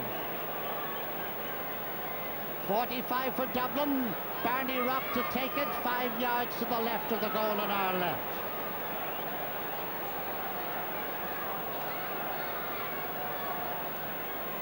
Barney standing still now. Here he comes, that little shuffle of his. Over the bar, narrowing the gap once again. Kerry, 13 points. Dublin, 1 goal and 6. 1 goal and 5 points scored by Barney Rock. Ball being placed by Charlie Nedigan for the kick out. Can the champions pull this one out of a raging hot Kerry fire? About 8 minutes left in the game. 4 points between them. Kerry leading. Kieran Sutton.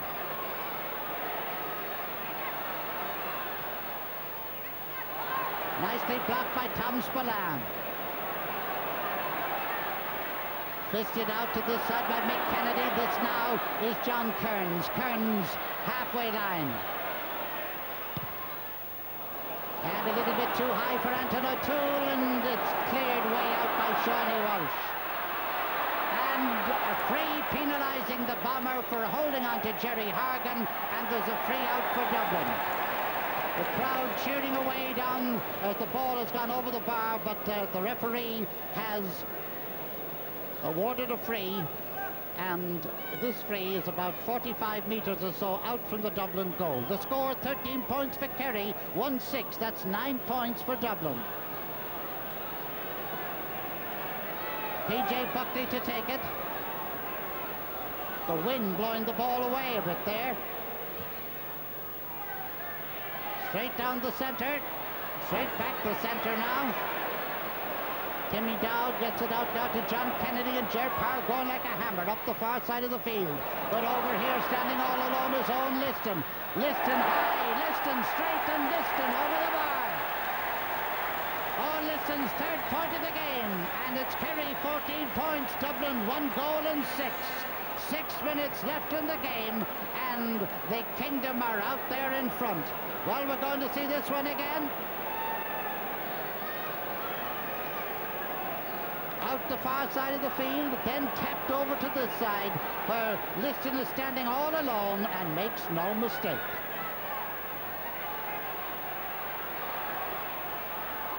Brian Mullins. Bottled up there by 2 Kerry men, and there is a free for Dublin. Quickly taken by Barney Rocker. It's so quick that the Dublin men don't even know it's going to be taken. And here comes Pat Spillane. Spillane away up the far side. John Kennedy trying to keep it in play. He succeeded in doing so.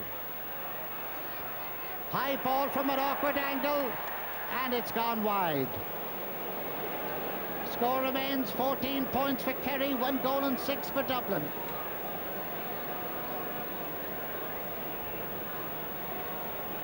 Seven wides for Kerry in the second half. A short kick out by John O'Leary to Mick Kennedy. Dublin trying to engineer something, and the engineering works will want to get moving very quickly, particularly with Pat Spillane having such a wonder game. Here's a ball. John O'Leary gets his hand to it. Jack O'Shea is in there. Referee penalises Jack for pushing, and there's a free out. Quickly taken by Mick Kennedy to Mick Holden. Kieran Duff. Kieran Duff, Tommy Doyle after him. Owen Liston after him. Ger Power after him. Gets the ball out now to Tommy Conroy. John Kearns.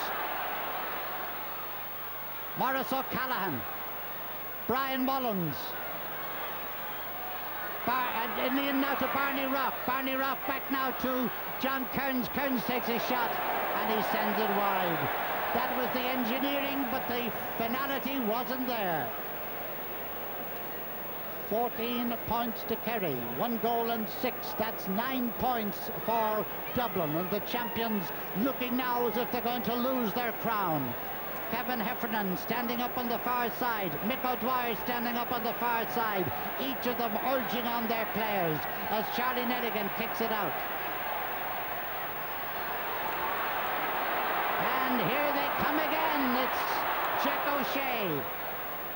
Jerry Hargan around him, and the referee penalises Mick Kennedy for a foul there on Jack O'Shea, and this free will be straight in front of the goal. Straight in front of the goal, and it's been taken by John Kennedy. Less than 3 minutes left in the game now, and it looks like number 28 for the Kingdom, but that one has gone wide. 14 points for Kerry, 1-6, that's 9 points for Dublin.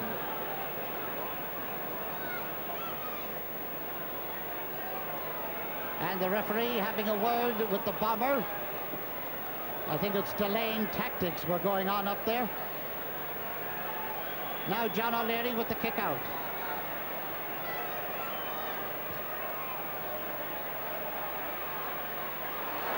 Timmy O'Dowd, who came on as a sub, fouled, and there's a free for Kerry. Kerry reasserting the superiority that has been theirs for so long. And the way Jack is going about it, I don't know whether he's going to convert this one or not, but he's certainly going to have a go. It's 60 metres out from the Dublin goal. The Kerry crowd behind the goal on our right, hailing the conquering hero. Into the goal mouth, John O'Leary outside his protective area to Mick Kennedy. Over the far side, Pat Canavan and Pat Spillane. Pat Spillane to Timmy O'Dowd. And here comes Kerry really moving again. Timmy O'Dowd is shot as he is taking the shot. He gets a knock. Ball out now, and Dublin coming away again. But the score is 14 points to 1-6. There's a line ball far side of the field to Kerry, and we're in the closing stages, the last minute or so of this game. The way this man played today, if there was a flood, he'd walk on water. Jack O'Shea in towards the goal mouth. Tommy Drum out to Mick Kennedy. Kennedy to Mick Holden. And Mick Holden's kick blocked down by Ogie Morden. Ogie, who has never been beaten in an All-Ireland final when he played at centre-half forward. Mick Holden now. Fouled by Ger Power, and there is a free out for Dublin. To be taken in the dying moments of this game by John O'Leary, a short one. Pat Canavan. In now to Barney Rock. To Brian Mullins. Through to Tommy Conroy. Tommy Conroy trying to get through Pat Spillane, or not Pat Spillane, but Tom Spillane. Brian Mullins now. Maurice O'Callaghan going out. John Kearns across the goal. Grabbed by Anton O'Toole, and Anton blasted wide. And so Kerry certainly set for their 28th All-Ireland now, as Kerry lead by 14 points to Dublin's 1-6, 14-9, and time truly ticking away.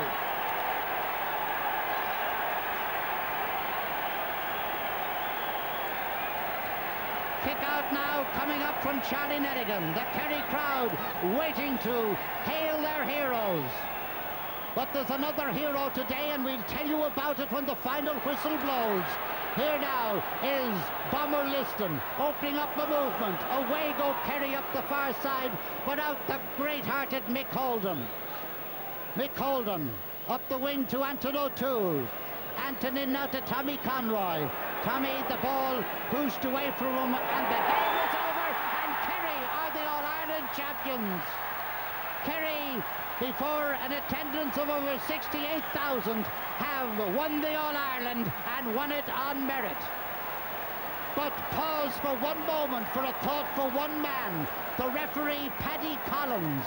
Paddy Collins, the referee, broke his toe this morning, and up to 10 minutes before the start of this game, he was not going to referee.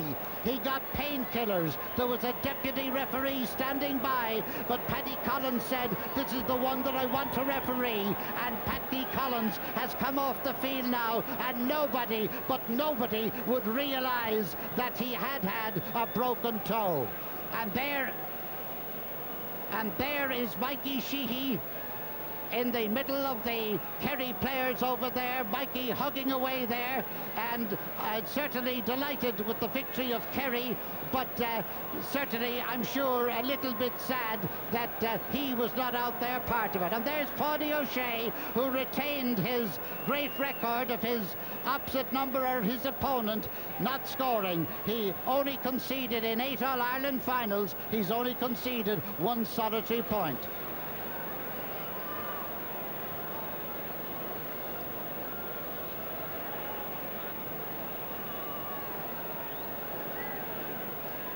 And the final score in the All-Ireland final was Kerry 14 points, Dublin 1 goal and 6.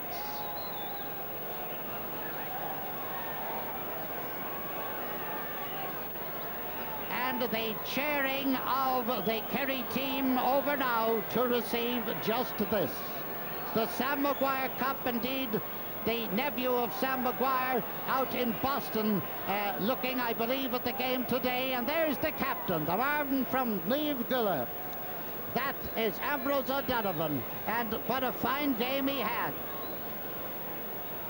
There was much thought in Kerry that indeed Shawnee Walsh might come back out to be the centre field man and that Ambrose wouldn't hold his place. He held his place and he justified his place.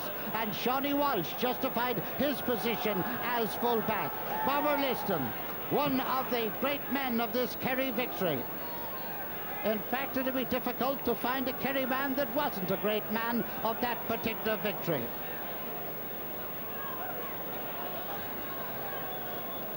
Paddy Buggy, the president of the Gaelic Athletic Association, waiting now to make the presentation as the captain comes up to the top of the presentation area, and the team stand alongside, down along the terracing to the left. And there's Jack O'Shea. Somebody said that he might run in the New York Marathon as a representative of the Cahersiveen Sports Centre down there. Well, with all the running he did today, he seemed to be going into a rehearsal for it. Frank King, the Kerry chairman, was the man that he was hugging there just a moment ago.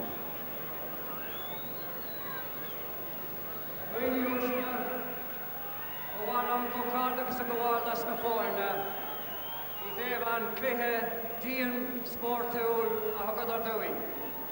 Molabidach it is Zach Kerry, Tush go raibh an bhuacha. Ach molamid down to son, Baya clear, or Fernúntach is Eid, agus tá mola tiltacha. I congratulate our two teams on a fine, sporting and hard game of football. I congratulate the Kingdom Kerry on winning their 28th title.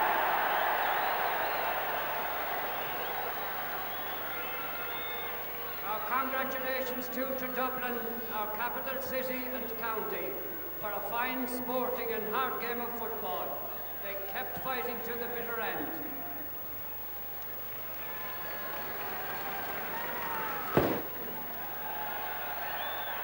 I am very pleased that this our centenary final was a credit to the GAA, and I would like to thank the supporters from both sides for their exemplary behaviour coming towards the ground and during the game.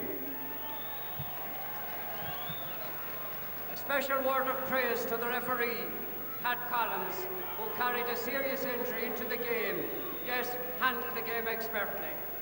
And now, again, congratulations to Kerry, and I present the cup to their captain, Ambrose O'Donovan. And there goes Sam from Paddy to Ambrose.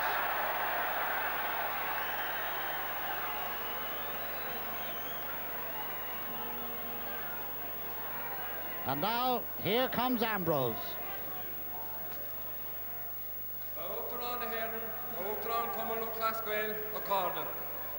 Smóran an órdamsa an corn seo glacha san fuin Kerry. Bhálum buchas ó crí a go bháil le fuin ballá clia. Pasach cluithe glán sportúil a thugad ar dóil. Mr. President of GA, ladies and gentlemen, it is indeed a great honour and a privilege for me in centenary year to accept this trophy on behalf of the Kerry team.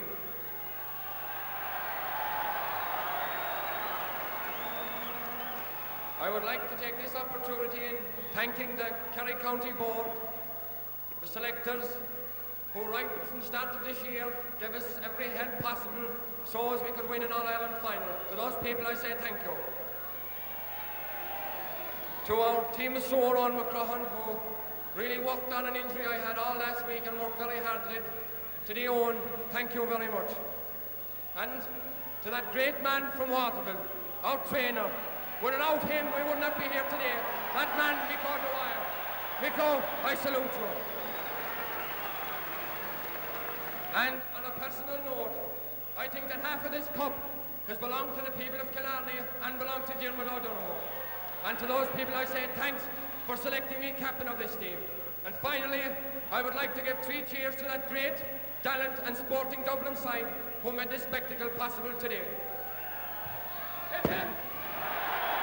Hip hip! Hip hip!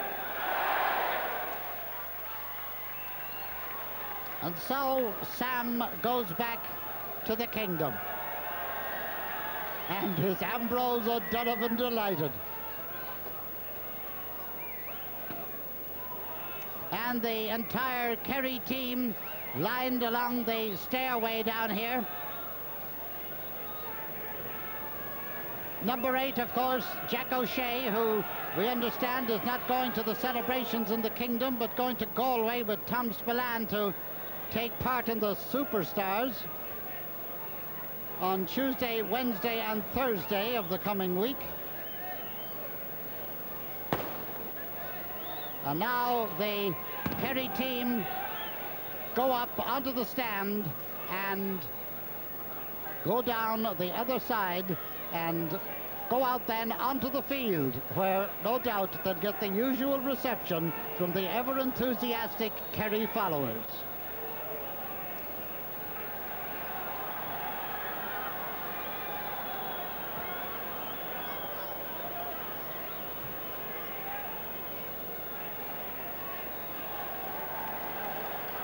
Well, in a little while, the Kerry team will get down to the dressing room. We have a camera down there, and we'll be talking to them. But in case you think you've missed anything, that's Tom Spillane, and he's having quite a hectic time there. And just behind them, here is Ambrose O'Donovan, and Sam Maguire is the fellow that's alongside him there. Where all the Kerry men are from, I don't know, but they are from the hills and the mountains and the valleys of the kingdom. And it'll be a hectic bonfire in Killarney tonight to really celebrate the fact that this Killarney man has led the champions to the title that is theirs, to led Kerry the kingdom. And Ambrose, it looks as if he was trying to steer a horse or something through the crowd, the way he's holding on to the cup and trying to get through. And down he comes, and now his journey is going to be even tougher. Well, in Kerry, there are 2 religions. One, they go to Mass on a Sunday, and the other, they win All-Ireland titles. This is the 28th title for the kingdom, and certainly the performance was one that was fully merited. For just a while, Dublin came back in that second half, and they looked as if, when they got that goal, as if they just might swing the game around. But all through, from beginning to end, Kerry always had the edge. And though Dublin, some of them in particular, battled back in great style, they couldn't really bother the real machine that was Kerry today. Well, that's Ambrose out there. By now, he and the others have got into the dressing room, so let's go down there.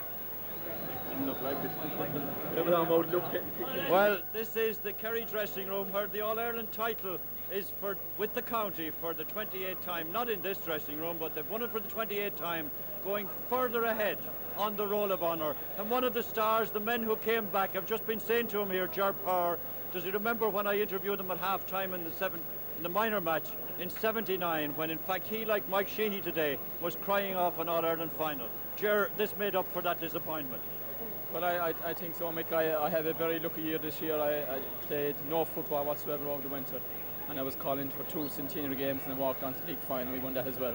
And I think this is my 5th game playing for Kerry in the whole season. And then it looked as if tragedy was going to hit you again when you scored those great points down in Killarney and then pulled up with that hamstring. Well, I think so. Fair dues to the people I've been going to, and I rested completely since then. I've just taken these. I couldn't afford to miss this one. I've missed too many of them. There's very few left now, I think. But having said that, I'm sure you must have been sorry for your fellow clubman Mike Sheehy. Well, I think, like I said today already, there's no way I could fit into Mike Sheehy's boots. But nevertheless, it's another All-Ireland honour for Ger Power. Congratulations to Ger. Mick O'Dwyer, what can we say about Mick O'Dwyer, except elect him King of Kerry, I suppose, for the umpteenth time? What have you to say about all those young lads? I don't know what to say, Mick. They were just superb today. An outstanding display. and there was a lot of controversy about our defence right through the year, our full-back and our centre-back. They were really outstanding today, Sean Walsh and Thomas Spillane. But they sure were outstanding today. Didn't they vindicate the selector's fate without any doubt today? Agreed, and I can tell you, Mick, we have plenty of critics in Kerry, but they were all proved wrong today, that this is a good side, and not alone a good side, Mick, but they were a great side today. And a magnificent defence that you hold Dublin to. Barney Rock scores 1 goal and 5, and only one other forward gets a point. That's true, yeah, that was a great achievement. But overall, it was a 15-man display today. The papers and the press and the media in general said that it would be a Jacko and Bomber, you know, that have to take us through. But it wasn't that way at all today. We had 15 players playing well all over the pitch, and I think that's the reason why we won. And particularly the young ones, the lads who played like John Kennedy and Ambrose in their first All-Ireland final, taking the responsibility magnificently. Magnificent is the word actually. But as I mentioned there a while ago, it was a complete and total team effort. And I want to stress that. And that's the reason why we won today.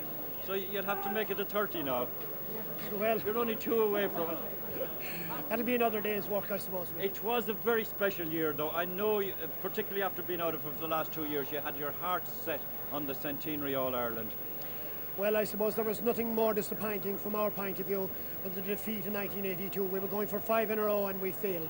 But today, I think, has made up for everything in the period that I have been involved with Kerry. And today, the men that won that today for me, I would like to say thanks to each and every one of them, because they gave a commitment since last September, second to none.